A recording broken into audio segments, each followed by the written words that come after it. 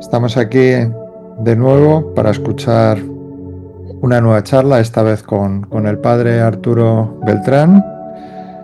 Arturo Beltrán es carmelita de la Orden Carmelita Descalza.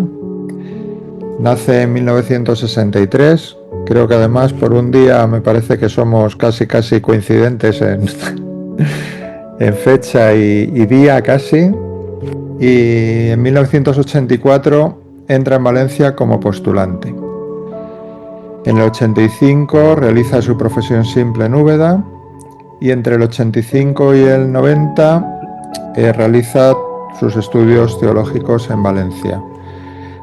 Luego se traslada a continuación a Roma y allí continúa sus estudios de historia de la Iglesia.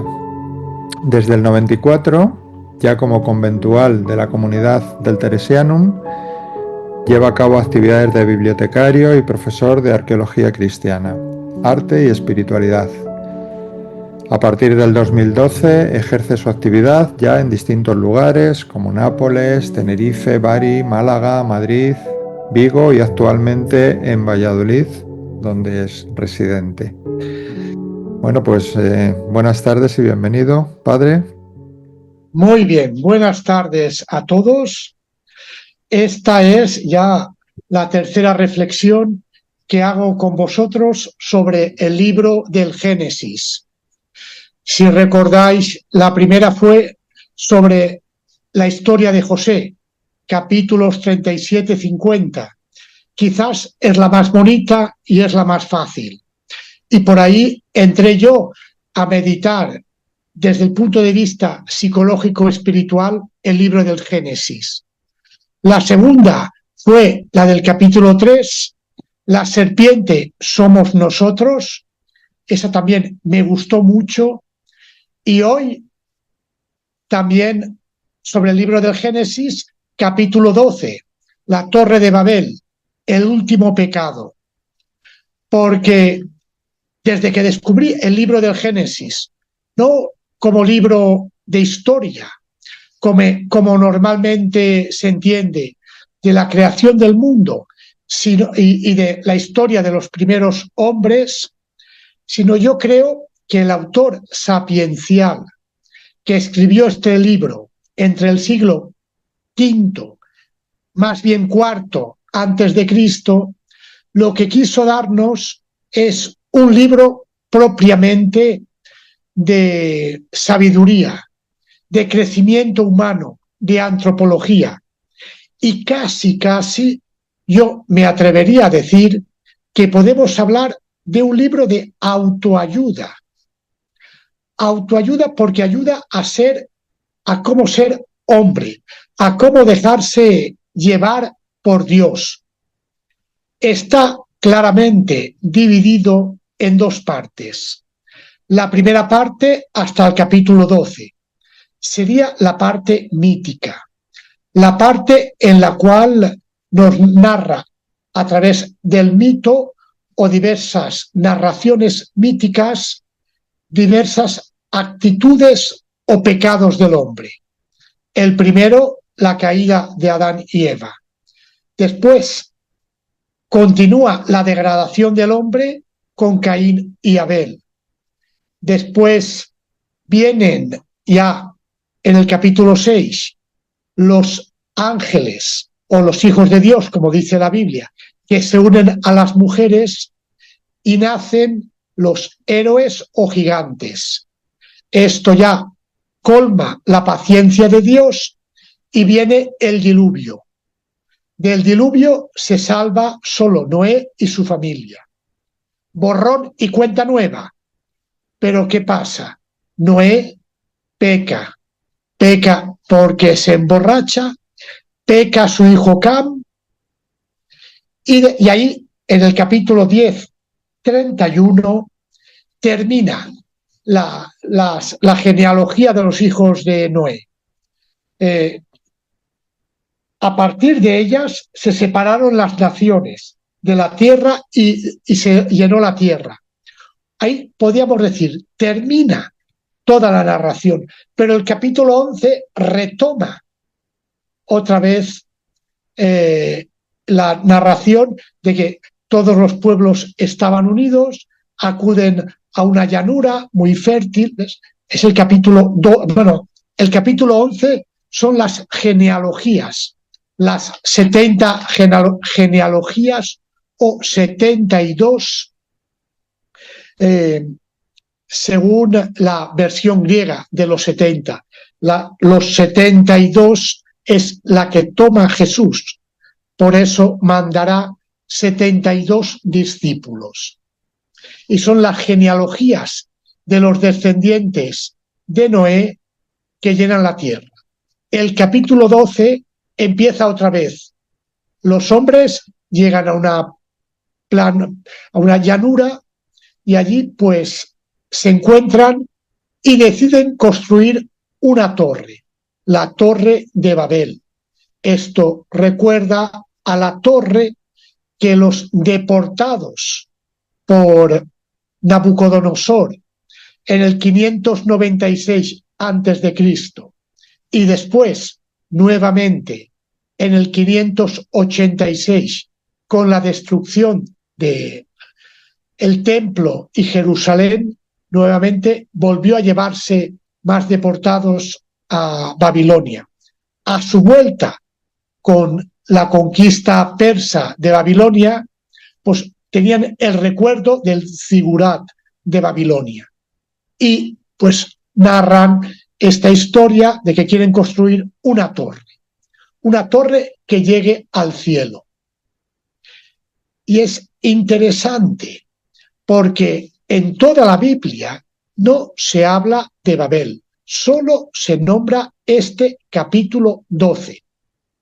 Solo tenemos el capítulo 2 de los Hechos de los Apóstoles, porque en Babel se habla de la dispersión y en Hechos 2 se habla de la unidad en el lenguaje.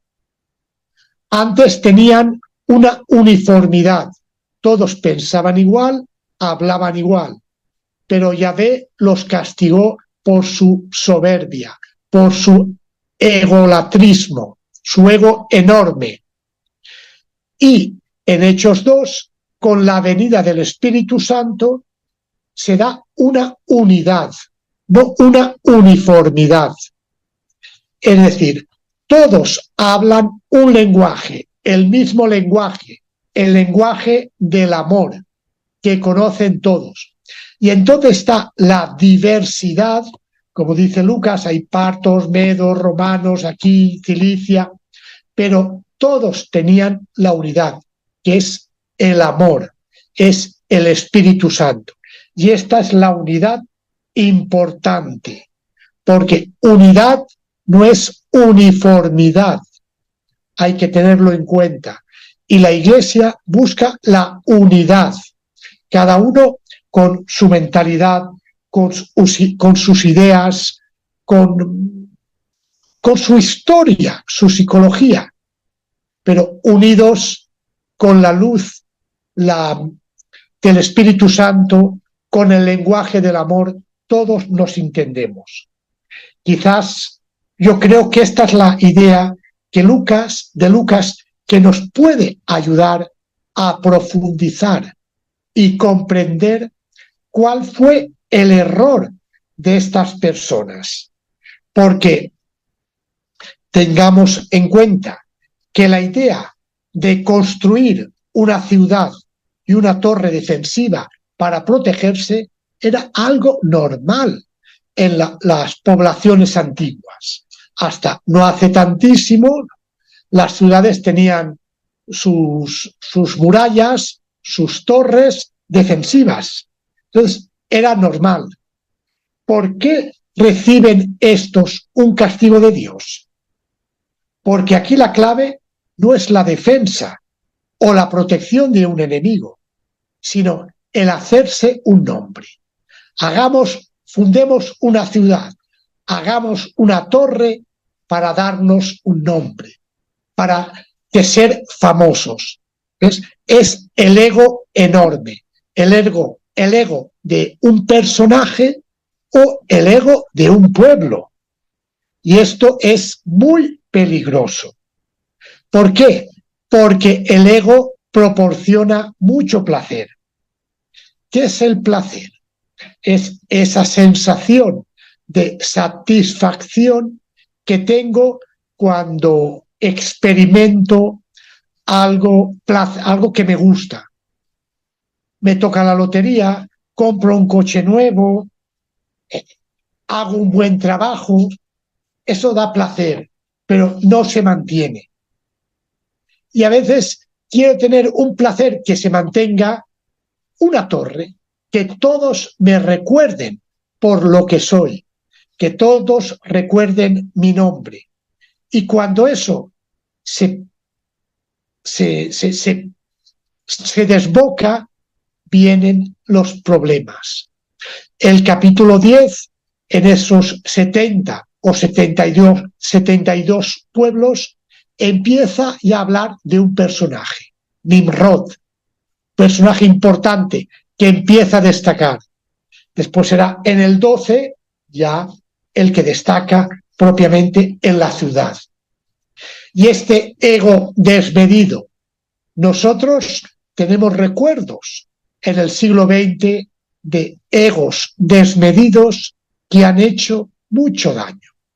Un ego apoyado por un pueblo, recordemos Hitler, recordemos Stalin, recordemos todos estos grandes dictadores del siglo XX y algunos que se mantienen del siglo XXI, los salvadores de la patria, los que hacen todo bien, los que unifican, uniforman todo un pueblo sin diversidad y construyen grandes torres, grandes palacios, grandes monumentos para ser recordados. No es lo más bonito. Y recordemos, se creen dioses. Nos conecta al capítulo 3, que ya meditamos una vez, la tentación de la serpiente, y seréis como dioses. ¿Ves? Este querer ser como dioses no educado lleva mucho daño. Daño a mí mismo, pero sobre todo daño a personas inocentes, a personas que manipulamos para poder construir esa torre y esa ciudad que nos hará famosos. Por eso hay que tener mucho cuidado con los grandes egos. En el fondo, el autor nos está diciendo que después del diluvio no han cambiado las cosas. Antes, el hombre pecó llevado por sus instintos. Después de la lección del diluvio, el hombre ha vuelto a pecar llevado por sus instintos. ¿Qué sucede? Sucede que no es el castigo el que hace cambiar a la persona. Lo que hace cambiar a la persona es su comprensión interior, su crecimiento, su apertura mental, o sea, la venida del Espíritu Santo. Por eso, a partir del capítulo 12, donde entra la historia, encontramos el primer personaje, ya no mitológico, histórico, donde Yahvé le dice: sal de tu tierra. Pero estamos en ambiente semita.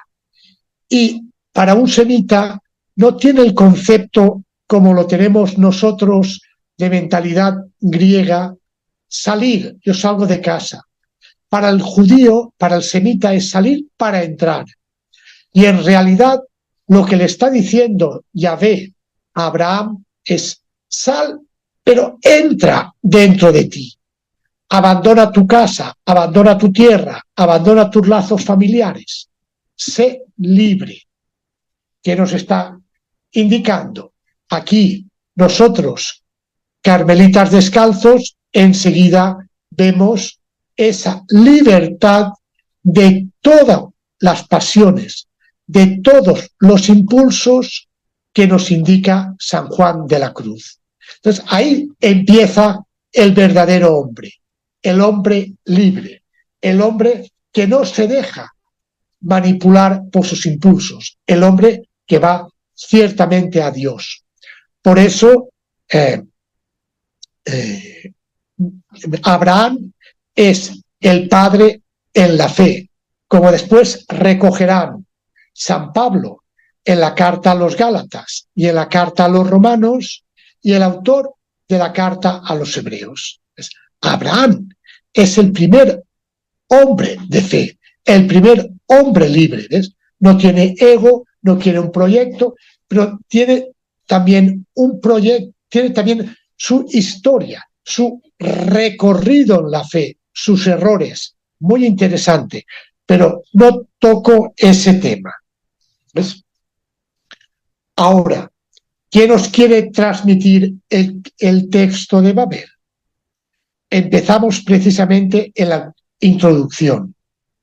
¿Qué hace el poder humano después del diluvio? Se expande. Toda la tierra hablaba una misma lengua, usaba las mismas palabras. ¿Ves? Era la imagen de una unidad. Unidad de lengua, unidad de mentalidad, uniformidad, no unidad. Es lo ideal de todo dictador. Todos piensan lo mismo, hacen lo mismo, tienen la misma cultura, eso es lo que quieren. ¿Ves? Pero este relato nos habla de esa egolatría del pueblo. Somos los mejores, somos los más grandes. Pues vamos a perpetuarlo. ¿Ves? Todo dictador es lo que quiere. Encuentran una planicie muy hermosa, buena, fértil. Nos recuerda, ¿ves? Volvemos al capítulo 2, al Edén. Se está repitiendo la historia. Un lugar bueno, tal, que ellos desgracian con su egolatría. Y así se dicen unos a otros: vamos a hacer ladrillos y a cocerlos al fuego. Emplearon ladrillos en lugar de piedras y alquitrán en lugar de argamasa. Ya no es Dios el creador, el hombre ya tiene técnica, ya tiene creatividad, ya puede crear cosas nuevas. Y así vamos a edificar una ciudad y una torre cuya cúspide llegue al cielo, y así nos haremos famosos. Hasta ahora el viaje había sido horizontal, es decir, se habían expandido por la tierra. Ahora no, ya la tierra está pequeña, ahora queremos subir al cielo. Se requiere una gran técnica, se requiere mucha gente, ¿ves? Pero se requiere un ególatra, alguien que dirige. ¿Ves? Actualmente muchas filosofías, muchos charlatanes egoístas, directores de sectas, ofrecen un nombre, una felicidad ficticia, si uno sigue sus ideas. ¿Ves? Todas las sectas, ¿qué hacen? Rompen la diversidad para crear una unidad en torno a su ego. ¿Cuántas personas han sido destruidas por la fama, por su ego? Solo veamos los periódicos. Personas que han vivido la fama, han estado en la cúspide de la música, del cine, de la política, y después han caído en lo más profundo de la depresión. Las torres no pueden construirse con medios humanos. Las torres, o mejor, las personas, nos construimos cuando crecemos espiritualmente, cuando crecemos con nuestro castillo, cuando crecemos con Dios. Es lo que nos enseñan los grandes místicos. Lo primero que nos dice San Juan de la Cruz: nada de egos. Todo el camino de Santa Teresa hacia la interioridad, hacia el crecimiento. Eso da paz, armonía, respeto, apertura al otro, tranquilidad, comprensión. Es el contrario del ego, porque una buena espiritualidad abre la mente, abre el corazón, te abre a los otros, no te cierra. La finalidad que tiene este pueblo ególatra está clara y es triple: garantizar la identidad idiomática del pueblo, una ciudad, una torre, todos igual; preservar su territorio y hacerse famoso. ¿Ves? El desarrollo de los acontecimientos muestra que no llevaron a cabo ninguno de estos intentos. ¿Por qué? Porque la egolatría siempre acaba mal. ¿Ves? Pues quieren construir una torre cuya cúspide llegue al cielo. ¿Qué significa esto? Es la imagen infantil del niño que quiere alcanzar al cielo, quiere llegar al cielo. ¿Deberíamos leer este texto como un problema de relación directa con Dios? No necesariamente. En el texto no se habla de que haya una relación con Dios, porque no se dice que quieran suplantar a Dios. Aunque, como he dicho, es este acto de egolatría desmedida. Quieren comerse el mundo, como el hijo pródigo. ¿Ves? Mi dinero, mi libertad, mi cuerpo, todo es mío. Y se dieron el tortazo. ¿Ves? Y entonces aquí viene cuando aparece Dios. Pero el Señor descendió para ver la ciudad.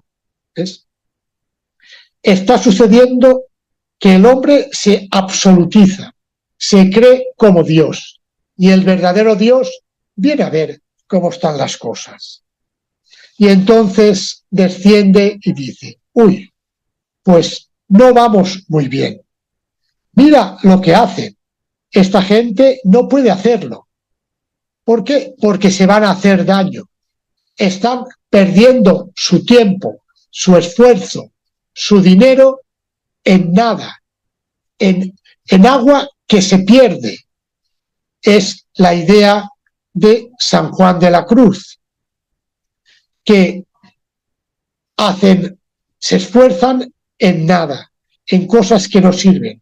Y este es el diagnóstico que vio Yahvé, y por eso, más que como castigo, quizás como ayuda a que no perdiesen el tiempo, les hizo confundir el lenguaje. ¿Ves? Dios observa al hombre y lo que plantea hacer. No consiguen tomar conciencia de lo que es imposible. Es un hombre que cree que no tiene límites. Pero está claro, cuando Dios crea al hombre, en el capítulo 2 del Génesis, puedes todo, pero tienes un límite. Y este límite es el árbol. Este límite es que nunca conseguirás una torre que llegue al cielo. ¿Ves? Ya sabemos que es muy posible que uno se pase la vida haciendo cosas inútiles, movido por su ego. ¿Cuántas grandes estructuras en nuestra política española hemos visto que solo han servido para hacer perder dinero? ¿Ves? Ahora, la pregunta que tenemos que hacernos es: ¿podemos seguir adelante con una lógica que aparentemente no nos hace madurar, sino que en realidad es destructiva? Si yo pongo mi dinero mi esfuerzo en algo que no voy a poder terminar, en algo que es destructivo, me hago daño. Por eso la cura de Yahvé es, pues, que no lo hagan, que no continúen. Es confundir las lenguas. ¿Por qué? Porque estáis equivocados. Solo después, con Pentecostés, cuando no se construirá la torre externa, sino la torre interna, cuando se construirá y se comunicará, se caminará con Dios, entonces sí, ahí el hombre crece.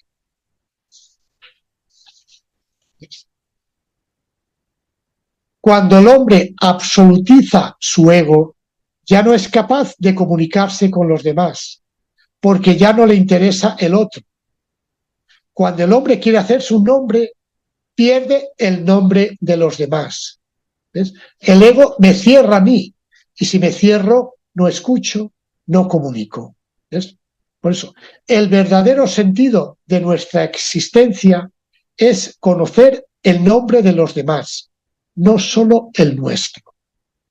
Cuando yo solo pienso en mi nombre y creo que soy el más importante, el único nombre que se tiene que conocer, y anulo a los otros, gana mi egoísmo y hago mucho daño a las personas inocentes. Por eso interviene Dios, para cortar esta trama. El verdadero significado de mi propia existencia es que las relaciones sean iguales, que todos tengamos una igualdad de condición. Recordemos cómo Eva salió de la costilla de Adán, no de los pies, porque sería inferior, no de la cabeza, porque sería superior, del costado, igualdad de condiciones. Pero con el ego eso se esconde, se oscurece. Una persona que prioriza su carrera y que ya no escucha ni comprende a los demás, está fuera de la humanidad, está sordo para cualquier indicación o consejo. Los otros están a mi servicio, no los escucho, me tenéis que ayudar, me tenéis que servir, tenéis que hacer para que yo tenga tiempo para estudiar o para hacer. Es egolatrismo puro y propio. Así viene la incomunicación, los conflictos, la ruptura. Esto se da mucho en las comunidades. Cuando alguien se cree el más hermoso, el más importante de la comunidad, tiene un proyecto quizás muy bonito, pero es su proyecto, que lleva él adelante.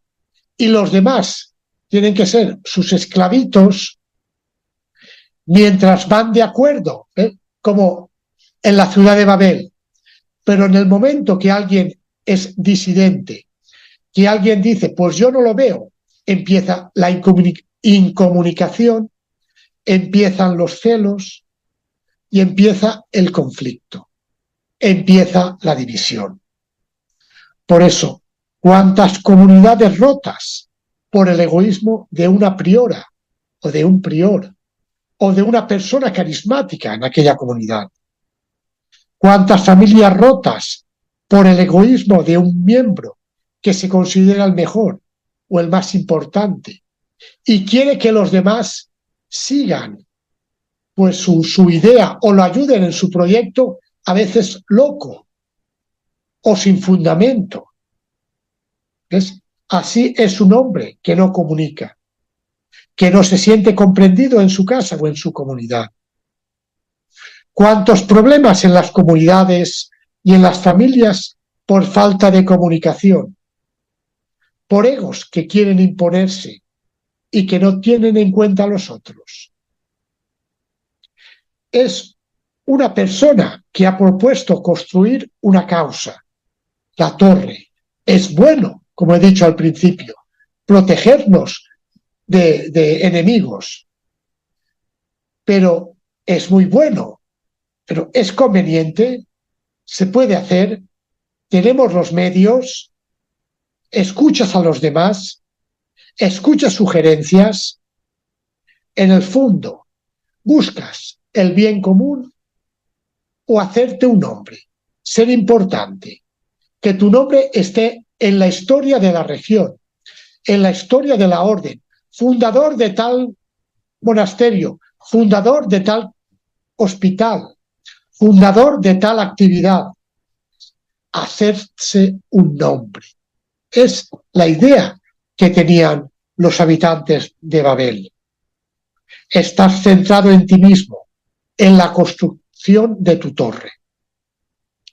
Aquí, como he dicho, podemos poner lo que queramos, comprar una casa, crear un nuevo convento, iniciar una actividad, y no se da cuenta de que en realidad está hablando mucho más con las cosas que con las personas. Cuando uno entra en esta dinámica, ya no entiende la realidad que le rodea, porque habla su idioma, el que otro ya no entiende, porque él se ha cerrado. No se ha dejado llevar por el Espíritu Santo. Cada uno habla el idioma de su propia torre, el idioma de sus propios intereses, el idioma de sus propias prioridades. Si mantengo mi corazón apegado a mi ego, hablo el idioma de mi ego, que es diferente del idioma del ego del otro.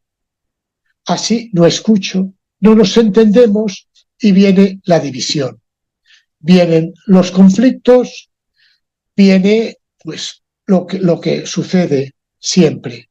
Problemas creados, problemas que no son problemas objetivos, son problemas creados por egoísmo, problemas falsos.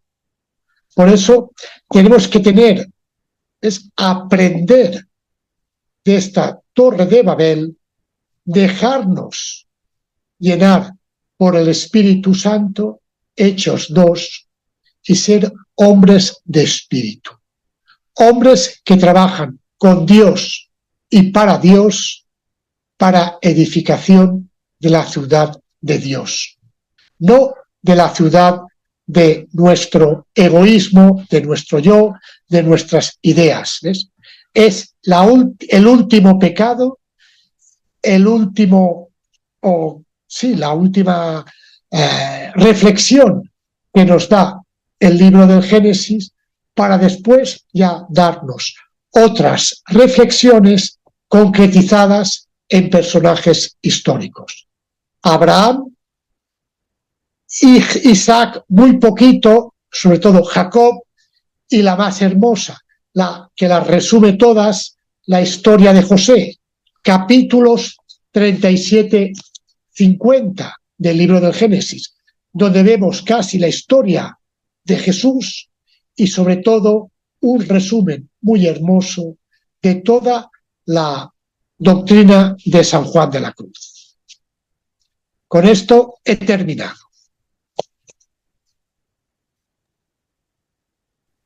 Pues muchas gracias, padre. La verdad es que, ¿Qué tal?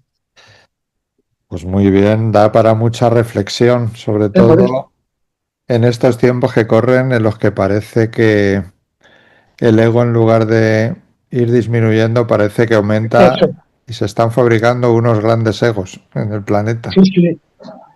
Y ese es Mira, nuestro problema. pues sí. Clarísimo, clarísimo.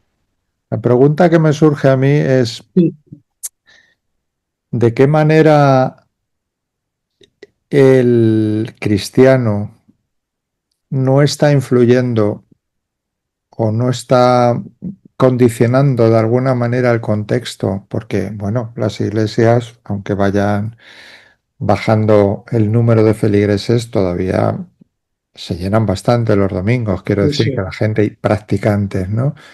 ¿De qué manera no está influyendo en la sociedad para que parezca, al menos en apariencia, que los egos se siguen inflando?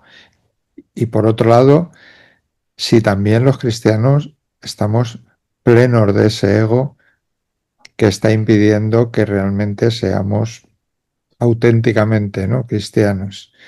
O sea, ¿qué es lo que está mal en todo esto? ¿Qué es lo que falla? Lo que falla quizás es, claro, un cristianismo que ha potenciado mucho el ego. ¿Ves? Recuerda las vestiduras de algunos obispos. Recuerdo el obispo de Valencia, no hace muchos años, una cola de 20 o no sé cuántos metros. Eso es un ego. Claro, pero ahora yo creo que estamos viviendo un momento que se ve, sobre todo aquí a Valladolid, que viene muchísima gente a misa, muchísima gente que se confiesa y se ve una vuelta a una verdadera espiritualidad.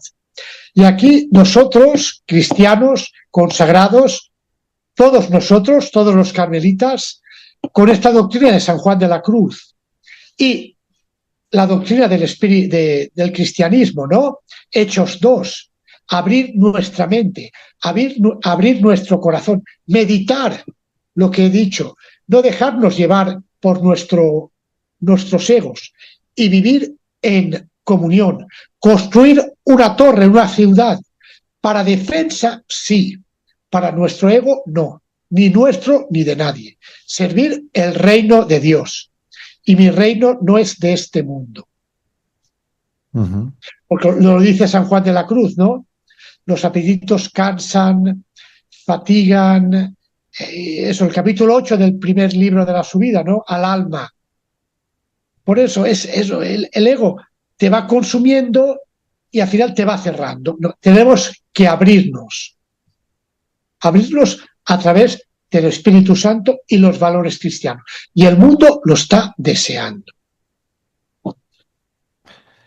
No sé si alguien tiene alguna pregunta. Andrés, ¿puedo Hola. preguntar? María. Padre Arturo, soy María Amparo. Sí.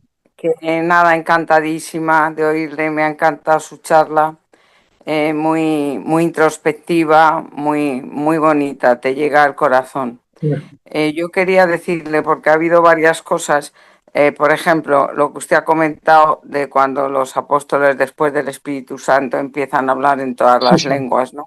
Es lo contrario a la Torre de Babel, o sea, la Torre de Babel me ha gustado mucho porque efectivamente es el producto del Espíritu Santo en el caso de los apóstoles, del amor, y en el caso de la Torre de Babel es el odio, la egolatría, todo lo que considera la separación de lenguas, en vez de que todos nos entendamos, ¿no? Es decir, que me ha parecido una cosa muy bonita esa comparación que ha hecho usted, ¿no? Porque efectivamente es la obra del Espíritu Santo. Y luego comentar también este tema del yo, del ego, del otro, de la falta de comunicación con el otro, que tanto ha estudiado la filosofía y sobre todo la filosofía cristiana, ¿no? De la relación yo y otro, que no puede perderse, que es importantísimo, ¿no? Pero para ello necesitamos recurrir a los místicos, como usted también muy bien ha dicho, y me refiero en este caso, por ejemplo, a Santa Teresita, ¿no? Con eso de que tenemos que hacernos nada, es decir, aplastar ese ego, ese yo, y cuando entramos en la nada, no en la nada rota del existencialismo, sino en la nada del amor a Dios, para que Dios nos inunde, el Señor, es cuando nos comunicamos con los otros, nos hacemos amor y nos hacemos caridad. Entonces, bueno, pues darle muchísimas gracias, una charla estupenda que nos ha aportado mucho. Muchísimas gracias. Muy bien. Hago lo que puedo. Pero bueno, lo hace bien y con buena ilusión, que es lo importante. Exacto. ¿Alguien más tiene alguna pregunta? Julio, levantas la mano. Sí. Adelante. Buenas noches, Padre Arturo, y muchas gracias por lo que nos ha dicho, que es como un despertador, ¿no? Para, bueno, pues no caer en esos egos. Pero mi pregunta va un poco en la línea de que si para salir de eso hay que cultivar la vida espiritual, la vida interior, ¿dónde puede estar el peligro? Que claro, al hablar de ego y hablar de vida interior, pues hay quien ve, por ejemplo, la vida o de un fraile o de una persona contemplativa, pues como ensimismada o que puede olvidarse de los demás, pensando como en su propia espiritualidad o incluso de su responsabilidad, es decir, no, pues yo no me ocupo de cosas porque tengo que cultivar mi vida interior. O sea, ¿dónde puede estar el peligro para evitar caer también en eso que sería peligroso de tratar de cultivar la vida interior, desatender a lo mejor pues la buena vida cristiana y que le echamos de menos, también quería decir. Gracias. Es que, a verás, nosotros, carmelitas descalzos, lo tenemos clarísimos, muy claro en los 3 primeros capítulos de Camino de Perfección, donde Santa Teresa dice, ¿por qué funda el Carmelo? Por los daños en Francia. Y nuestra misión no es rezar por nosotros, rezar por la Iglesia. Un contemplativo y sobre todo un carmelita descalzo no puede cerrarse en su ego, en su oración, en sus problemas. Nosotros, desde el inicio, Santa Teresa nos funda propiamente por los males de Francia. Y recordad también, ¿por qué después hace más fundaciones? Vino este franciscano Maldonado y le habló de los millones de almas que se condenaban en América. Y ella, ¡ay, qué pena! ¿Qué puedo hacer? Espera y verás grandes cosas. Vino el general Rubeo y empezó a fundar. ¿Ves? El Carmelo nunca se ha fundado para sí mismo, nunca ha pretendido ser una torre cerrada en sí misma. Es una torre para iluminar a todo el mundo, para interceder por todo el mundo. Como te he dicho, en los 3 primeros capítulos de Camino de Perfección está clarísimo.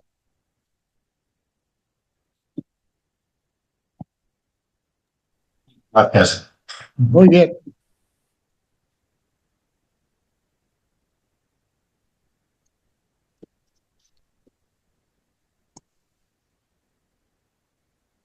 Andrés, ¿no está? Andrés, sí, perdona, tenía el micro. Sí, estaba preguntando a Lupe, ¿tenías la mano levantada? ¿Querías formular alguna pregunta? Sí, gracias hermano. Gracias padre. Muy contenta de poder participar primeramente por la invitación a este su tema, que muy bonito. Yo lo estaba empezando a ver solamente como muy bíblico, ¿no? Lo que pasó en esas épocas en la Torre de Babel, pero usted no me hizo caer en cuenta de que también nosotros, a pesar de que estamos en pleno siglo XXI, ¿no? Estamos, yo pienso, cometiendo esos errores, como usted dice, cayendo en el egoísmo, la egolatría de querer satisfacer solamente nosotros, o hay personas que lo hacen por vanagloriarse, sería la palabra, ¿no es cierto? Aquí, como en todos los países, siempre usted hizo un ejemplo muy bonito de los gobernantes, por ejemplo, que tenemos y echan a perder el dinero, malgastan los fondos solo porque han querido hacer su gusto, su capricho, para que la historia no los olvide. Y esas construcciones pues han quedado en la nada o con el tiempo se han caído porque no lo hicieron de corazón puro, no lo hicieron con la mejor intención. Y eso mismo, cayendo en cuenta, es lo que nos pasa tristemente, ¿no? También soy Carmelita Seglar y cómo nos hace falta caer en cuenta a todos en el mundo de que tenemos que estar apegados a Dios y hacer buscar su voluntad. Y si tenemos algún proyecto que se nos viene a la cabeza o por el mismo hecho de formar una comunidad, formular algún tema de crecimiento, primero pongamos, ¿no?, en manos de Dios y que sea su Espíritu Santo quien nos ilumine, que nos indique el camino bueno para seguir adelante. Muchas gracias, Padre. Bueno, es lo que pude percibir de esta charla. Muchas gracias. En estos casos. Gracias, Padre. Muchas gracias, Lupe. No sé si alguien más tiene alguna pregunta, alguna observación. Parece que no. Pues nada. Hemos tenido claro todo lo que supone el ego en nuestras vidas, no solo en la vida de la sociedad, y creo que todos tenemos que también que hacer una introspección, ¿no?, para saber dónde ¿Dónde buscamos la belleza, la satisfacción, el gozo, la posesión? Porque cada uno yo creo que tenemos esa semilla también deseando crecer como una torre de Babel interior. Pues muchas gracias, padre, por Muy el bien. tiempo, por la Muchas compañía. gracias. Nos vemos en Madrid algún día. Seguro. Y yo creo que Iluminada, no sé si ha hecho así, porque quiere hablar. Sí, pues ponte el micro, Ilu. ¿Estás sin micro? No. Tienes que ponerte el micrófono. Enciéndetelo.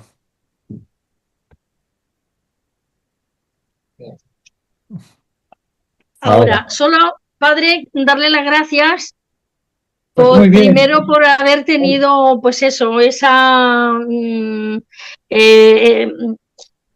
haber aceptado tan de buena gana el venir, el estar, bueno, el venir, me refiero, el conectarse con nosotros, darle las gracias como si, y bueno, pues muy contenta, porque sí es verdad que, pues como le hablamos así alguna vez, hay conceptos que pasan desapercibidos, lees y o meditas o lees y y que siempre hay una luz que se abre, como con usted o con otros padres o con otras personas que te hablan y que es verdad que es cuando dijo, pues eso, que esto es como un libro de autoayuda.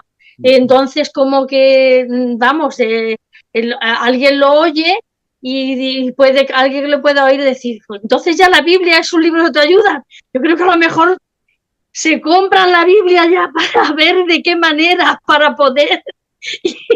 Y a lo mejor, pues eso, se encuentran con esa torre de Babel que dice, pues una autoayuda para ser más personas, para crecer más, y que sí que nos da respuestas, la Biblia nos da respuestas que en nuestra ignorancia pues no sabemos aprovechar, y gracias al Señor le damos por esas personas como usted y como otros tantos que dedican su vida para dar luz a los demás, y yo se lo quiero agradecer.